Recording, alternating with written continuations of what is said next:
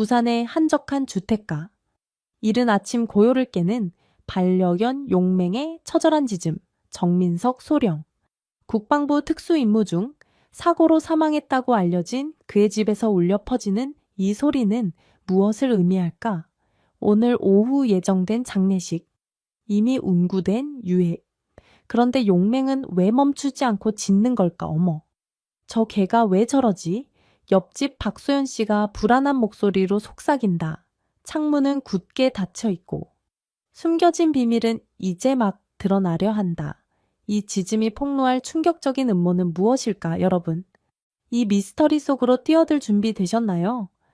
지금 어디서 이 이야기를 보고 계신가요? 댓글로 알려주세요. 이 긴장감 넘치는 여정을 놓치지 마세요. 구독 버튼을 눌러 더 많은 비밀을 함께 풀어보세요. 용맹의 짖음은 점점 더 격렬해졌다. 그 소리에는 슬픔과 절박함이 섞여 있었다. 마치 누군가에게 도움을 요청하는 것 같았다. 여보, 우리가 가봐야 하지 않을까요? 박소연의 남편인 최우진 씨가 말했다. 그는 전직 소방관으로 정민석 소령과 대학 동창이었다. 민석이는 용맹을 가족처럼 여겼어요. 뭔가 이상한 게 분명해요.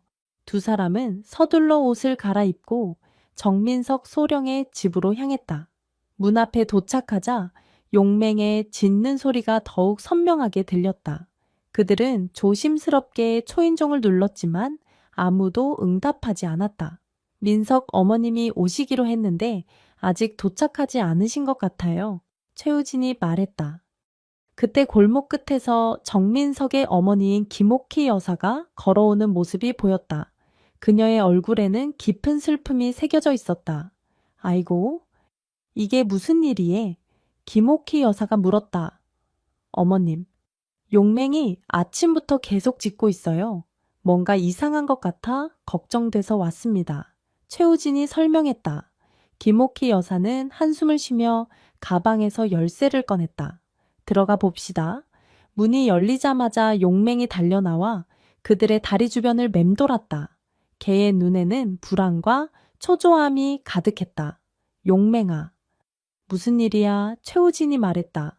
어머님, 전 소방관의 직감으로 뭔가 이상해요. 용맹이 이렇게 구는 건 처음입니다. 마침내 김옥희 여사는 고개를 끄덕였다. 떨리는 손으로 그들은 조심스럽게 관의 뚜껑을 열기 시작했다.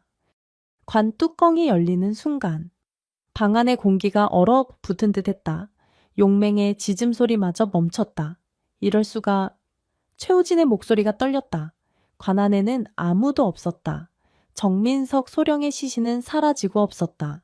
김옥희 여사는 그 자리에서 쓰러질 듯 비틀거렸다. 민석아, 내 아들이 어디 갔어? 최우진은 즉시 휴대폰을 꺼내 경찰에 신고했다. 긴급 상황입니다. 정민석 소령의 시신이 사라졌습니다. 즉시 수사를 요청합니다. 그 순간 용맹이 다시 짖기 시작했다. 이번에는 창문 쪽을 향해 달려갔다. 최우진이 창밖을 내다보니 집 밖 도로에서 검은색 밴이 급하게 빠져나가는 모습이 보였다. 저 차를 쫓아야 해요. 최우진이 소리쳤다. 박소연은 빨리 용맹의 목줄을 잡았다. 저희가 용맹을 돌볼게요. 어서 가세요. 최우진은 김옥희 여사의 어깨를 잡았다. 어머님, 민석이를 꼭 찾아올게요. 약속드립니다. 그렇게 최우진은 황급히 집을 빠져나갔고 검은색 밴을 쫓기 시작했다. 그의 머릿속에는 수많은 의문이 떠올랐다. 누가 정민석의 시신을 가져갔을까? 왜 그랬을까? 그리고 가장 중요한 질문. 정민석은 정말로 죽은 것일까? 이것은 단순한 시신 도난 사건이 아니었다. 이것은 한국 군대의 어두운 비밀과 음모가 얽힌 거대한 사건의 시작에 불과했다. 그리고 그 중심에는 충성스러운 한 마리 개와 죽었다고 여겨졌던 한 군인이 있었다. 최우진은 벤을 쫓으며 경찰 본부에 연락을 취했다. 여기는 전직 소방관 최우진입니다. 지금 부산시 해운대구에서 의문의 벤을 추적 중입니다. 차량 번호는 부산가 오리 쇼텔 8입니다. 긴급 지원 요청합니다. 그는 운전하면서도 계속해서 주변을 살폈다. 도로 위의 차들, 지나가는 행인들, 모든 것이 의심스러워 보였다. 누가 정민석의 시신을 가져갔을까? 왜 그랬을까? 그리고 이 모든 일이 정민석의 사망과 어떤 관련이 있을까? 한편 정민석의 집에 남아있던 김옥희 여사와 박소연은 용맹을 달래려 애쓰고 있었다. 용맹은 여전히 불안해 보였고 계속해서 현관문 쪽을 바라보며 낑낑거렸다. 어머님, 괜찮으세요? 박소연이 조심스럽게 물었다. 김옥희 여사는 눈물을 훔치며 고개를 끄덕였다. 괜찮아요? 그저 이 모든 게 너무 혼란스러워요. 민석이가 죽었다는 소식을 듣고 나서부터 모든 게 악몽 같았어요. 그런데 이제는 뭐라고 해야 할지 모르겠어요. 박소연은 김옥희 여사의 손을 잡았다. 어머님, 우리가 꼭 진실을 밝혀낼 거예요. 우진 오빠가 반드시 민석 씨를 찾아올 거예요. 제디나. 그때 용맹이 갑자기 일어나 현관문으로 달려갔다. 문 밖에서 발소리가 들렸다. 박소연이 조심스럽게 문을 열자 군복을 입은 2명의 장교가 서 있었다. 안녕하십니까? 저희는 국방부 특수조사과 소속 윤재현 대위와 최수진 중입니다. 정민석 소령의 유가족분을 뵙고자 왔습니다. 김옥희 여사가 일어나 그들을 맞이했다. 제가 정민석의 어머니입니다. 무슨 일이신가요? 윤재현 대위가 말했다. 죄송합니다만 정민석 소령의 시신이 도난당했다는 신고를 받고 왔습니다. 상황을 자세히 설명해 주시겠습니까? 김옥희 여사와 박소연은 서로를 바라보았다. 이 군인들은 어떻게 이 사실을 이렇게 빨리 알았을까? 최우진이 경찰에 신고한 지 얼마 되지 않았는데 말이다. 그게 김옥희 여사가 말을 시작했지만 그녀의 목소리는 떨리고 있었다. 박소연이 나서서 상황을 설명했다. 용맹의 이상 행동, 관을 열어본 것, 그리고 최우진이 의문의 밴을 쫓아간 것까지 윤재현 대위는 이야기를 들으며 계속해서 메모를 했다. 그의 표정은 굳어 있었고 때때로 최수진 중위와 눈빛을 교환했다. 알겠습니다. 저희가 이 사건을 맡아 철저히 조사하겠습니다. 하지만 윤재현 대위가 잠시 말을 멈추었다. 이 사건의 민감한 성격을 고려해 당분간 외부에 알리지 말아주셨으면 합니다. 국가 안보와 관련된 문제일 수 있어서요. 김옥희 여사의 얼굴에 의문의 표정이 스쳤다. 국가 안보란요. 제 아들이 무슨... 최수진 중위가 부드럽게 말을 이었다. 정민석 소령님은 매우 중요한 임무를 수행하고 계셨습니다. 그의 사망과 시신 도난 사건이 연관되어 있을 가능성이 있어요. 박소연이 물었다. 그럼 민석 씨가 살아있다는 건가요? 두 장교는 서로를 바라보았다. 윤재현 대위가 조심스럽게 대답했다. 그건 아직 확실하지 않습니다. 하지만 모든 가능성을 열어두고 조사하고 있습니다. 그때 용맹이 다시 짖기 시작했다. 이번에는 뒷마당 쪽을 향해 달려갔다. 4사람은 용맹을 따라 뒷마당으로 나갔다. 그곳에서 그들은 놀라운 광경을 목격했다. 마당 한쪽 구석에 있던 나무 밑에서 무언가가 반짝이고 있었다. 최수진 중위가 조심스럽게 다가가 그것을 집어들었다. 그것은 USB였다. 이건... 최수진 중위가 말을 잇지 못했다. 윤재현 대위가 USB를 받아들고 살펴보았다. 이건 군용 특수 암호화 USB입니다. 정민석 소령이 숨겨둔 것 같군요. 김옥희 여사의 눈에 희망의 빛이 어렸다. 그럼 저걸 보면 민석이에 대해 알 수 있나요? 윤재현 대위는 고개를 끄덕였다. 아마도요. 하지만 이건 고도로 기밀한 정보일 수 있습니다. 우리는 이것을 안전한 장소에서 확인해야 합니다. 그때 최우진이 숨을 헐떡이며 뒷마당으로 뛰어들어왔다. 그들을 놓쳤어요. 하지만 번호판은 확실히 봤습니다. 부산가 526-8이에요. 윤재현 대위와 최수진 중위는 놀란 듯 최우진을 바라보았다. 당신은 누구시죠? 윤재현 대위가 물었다. 최우진은 잠시 망설이다가 대답했다. 전 최우진입니다. 전직 소방관이고 민석이의 친구예요. 윤재현 대위는 눈살을 찌푸렸다. 민간인이 이런 일에 개입하는 건 위험합니다. 이 사건은 저희가 처리하겠습니다. 하지만 최우진은 물러서지 않았다. 아닙니다. 제가 민석이를 가장 잘 알아요. 그리고 이 사건에는 뭔가 이상한 점이 너무 많아요. 왜 군이 이렇게 빨리 왔죠? 누가 민석이의 시신을 가져갔을까요? 그리고 그 USB는 뭡니까? 윤재현 대위와 최수진 중위는 서로 눈빛을 교환했다. 최수진 중위가 입을 열었다. 이 상황이 매우 복잡하다는 건 인정합니다. 하지만 국가 안보와 관련된 문제일 수 있어요. 모든 정보를 공유할 수는 없습니다. 김옥희 여사가 앞으로 나섰다. 제발 제 아들에 대한 진실을 알고 싶어요. 민석이가 정말 죽은 건가요? 아니면 살아있나요? 윤재현 대위는 깊은 한숨을 내쉬었다. 솔직히 말씀드리면 저희도 확실하지 않습니다. 정민석 소령은 매우 중요하고 위험한 임무를 수행 중이었습니다.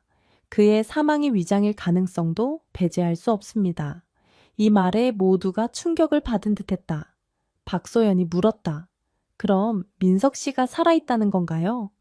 그건 아직 확실하지 않습니다. 최수진 중위가 대답했다.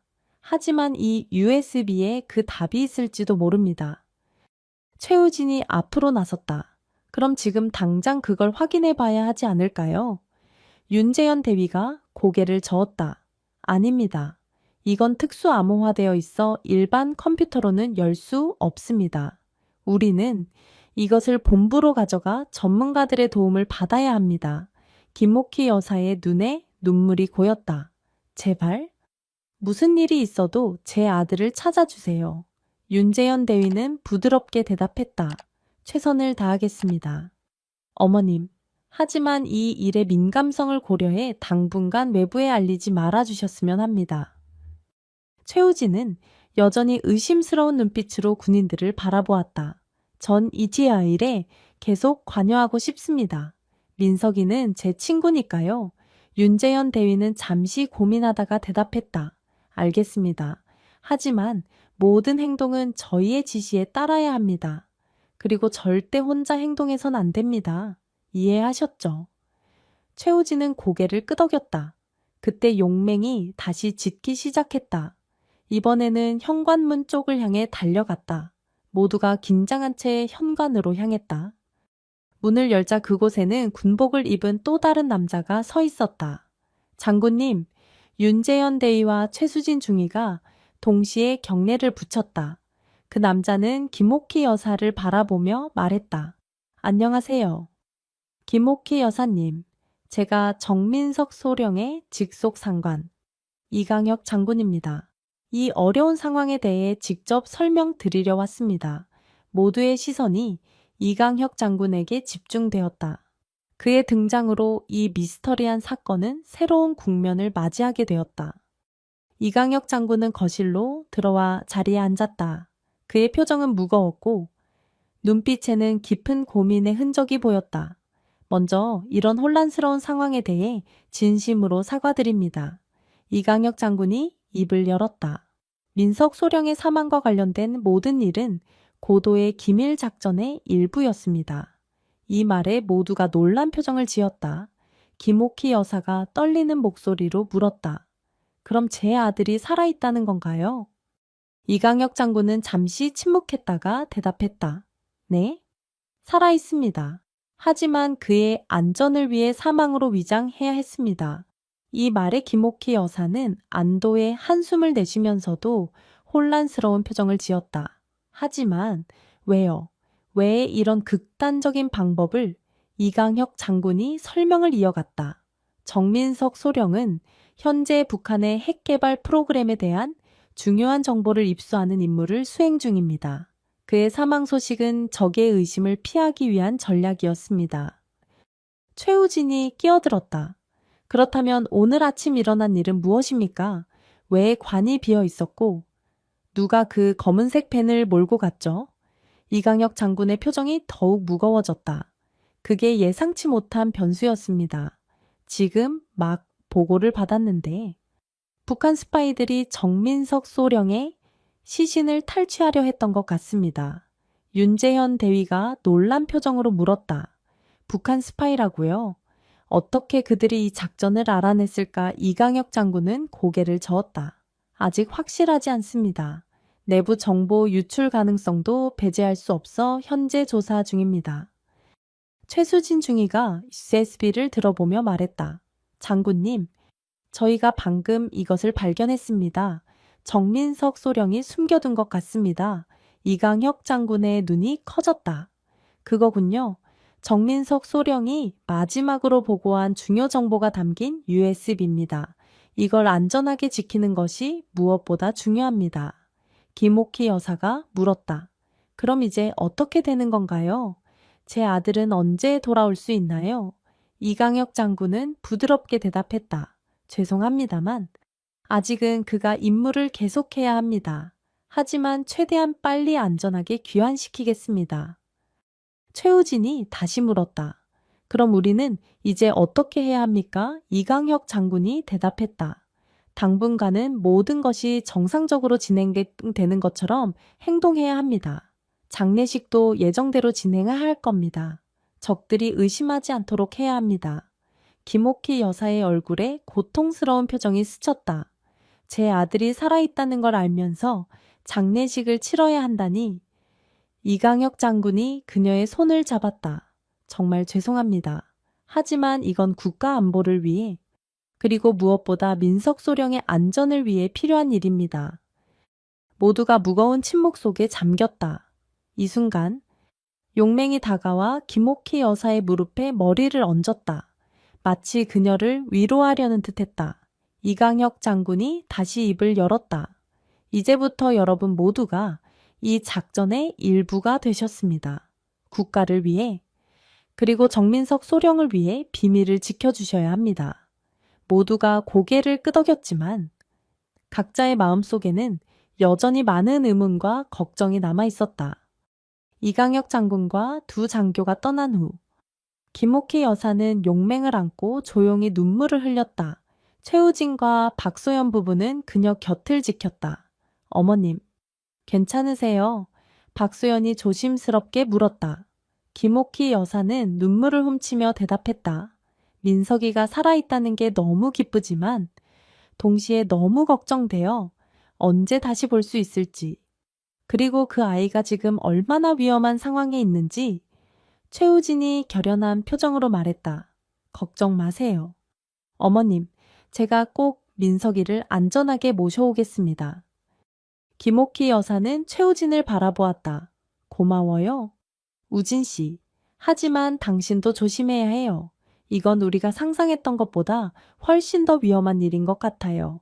최우진은 고개를 끄덕였다. 알고 있습니다.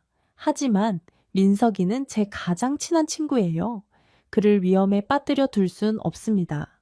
그때 용맹이 갑자기 일어나 현관문 쪽으로 달려갔다.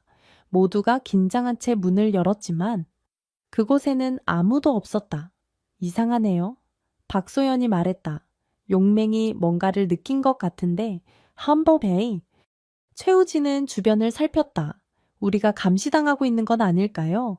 김옥희 여사가 떨리는 목소리로 말했다. 오? 하느님, 이제 어떻게 해야 하죠? 최우진이 단호하게 말했다.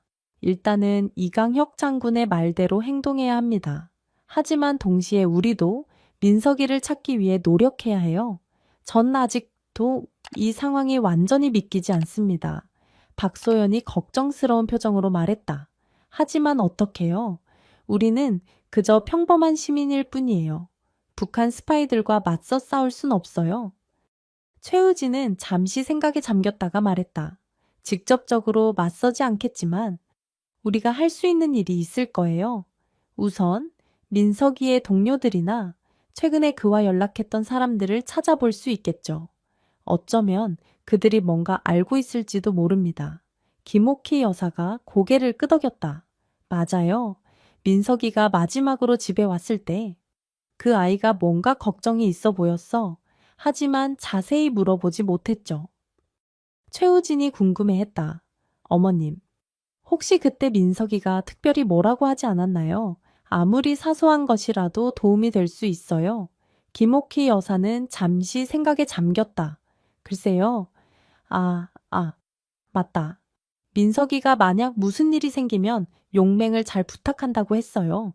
그때는 그저 평범한 부탁인 줄 알았는데 지금 생각해보니 뭔가 의미가 있었던 것 같아요. 최우진의 눈이 반짝였다. 용맹이 그래요.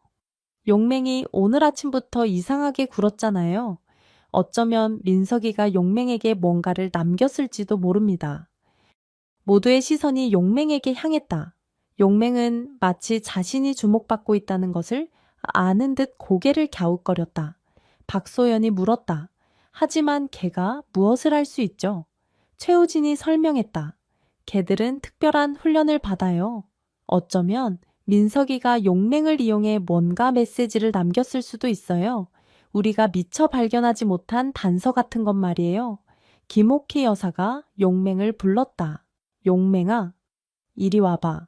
용맹이 김옥희 여사에게 다가갔다. 김옥희 여사는 용맹의 목줄을 살펴보았다. 여기 뭔가 있어요. 목줄 안쪽에 작은 종이가 접혀 있었다. 최우진이 조심스럽게 그것을 펼쳤다. 거기에는 짧은 메시지가 적혀 있었다. 위험, 믿을 사람 없음, 서랍 속 열쇠, 지하실, 모두가 충격을 받았다. 최우진이 주얼거렸다. 민석이가 우리에게 메시지를 남긴 거예요. 그는 자신이 위험에 처할 것을 알고 있었던 거죠. 박소연이 물었다. 서랍 속 열쇠라는 건 뭘까요? 김옥희 여사가 갑자기 기억난 듯이 말했다. 민석이의 옛날 장난감 상자예요. 그 아이가 어렸을 때부터 소중히 여기던 거예요. 서재에 있을 거예요. 그들은 서둘러 서재로 향했다. 오래된 장난감 상자를 찾아 열자. 그 안에는 작은 열쇠가 있었다. 최우진이 열쇠를 들고 말했다. 이제 지하실로 가봐야겠어요. 그들은 조심스럽게 지하실로 내려갔다. 지하실은 어둡고 축축했고 곰팡이 냄새가 났다. 최우진이 열쇠로 금고를 열자. 그 안에는 또 다른 USB와 몇 장의 문서가 들어있었다. 이건 최우진이 놀란 표정으로 말했다. 북한의 핵시설 위치와 관련된 정보 같아요. 민석이가 이걸 왜 여기에 숨겼을까? 김옥희 여사가 떨리는 목소리로 말했다. 아마도 그 아이가 누군가를 의심하고 있었나 봐요. 심지어 군 내부의 누군가를. 최우진이 고개를 끄덕였다. 맞아요. 믿을 사람 없음이라고 썼잖아요. 민석이는 자신의 임무가 누군가에 의하에 위협받고 있다고 생각했던 거예요. 펌보배요. 박소연이 걱정스럽게 물었다. 그럼 이제 어떡하죠? 이 정보를 군에 알려야 할까요? 최우진은 잠시 생각에 잠겼다. 아직은 아니에요. 우리가 모르는 게 너무 많아요. 민석이가 왜 이렇게까지 했는지, 누구를 의심했는지, 이 정보를 안전하게 지키면서 동시에 민석이를 찾아야 해요. 김옥희 여사가 결연한 표정으로 말했다. 그래요. 내 아들을 찾아야 해요. 그리고 이 모든 일의 진실도 밝혀내야 해요. 제대비. 최우진이 고개를 끄덕였다. 네? 어머님, 우리가 함께 민석이를 찾고 이 미스터리를 해결할 거예요. 하지만 조심해야 해요.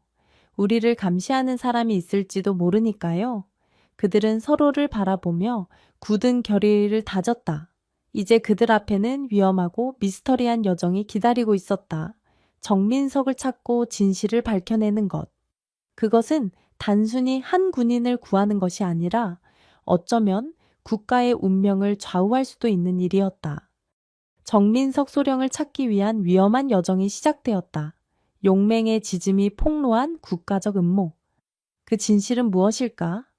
여러분은 이 충격적인 이야기에 대해 어떻게 생각하시나요? 댓글로 나눠주세요. 진심으로 감사드립니다. 재미있으셨다면 좋아요 누르고 친구들과 공유해주세요. 더 많은 미스터리를 함께 풀고 싶다면 구독 버튼 꼭 눌러주세요. 다음에 만나요.